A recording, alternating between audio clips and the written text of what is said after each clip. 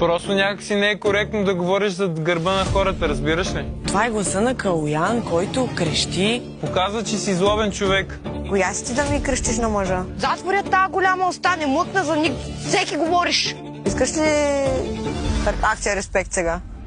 Ако още малко потърпаш, ще избухна.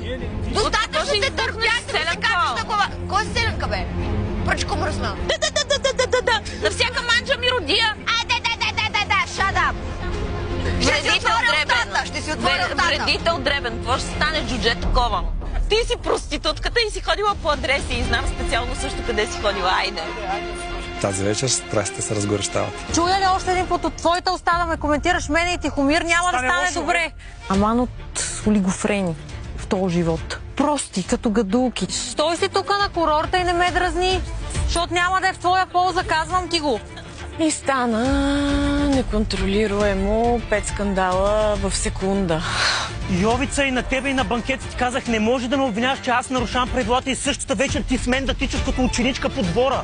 Виктор вдигна пулс 300. Защото ти си нарушил едно, значи може, аз две не може. Моето момче, не повишай тон. Защо? Какво ще стане? Не, ще разбереш какво ще стане. Айде, покажи ми какво ще стане. Ела ти ще покажа. Тази пасивна агресивност не ми е интересна. За кокошка няма прошка, за милиони няма закори. Кое не ти е ясно? Човек трябва да бъде поставен на мястото му, ако той сам не знае къде се намира. Ма ти нали знаеш, че аз по принцип мога да ти купа и сега веднага се да ти го удара в челото, Давай. като гербова марка. Давай! Защото мога да те купа и да те продам веднага.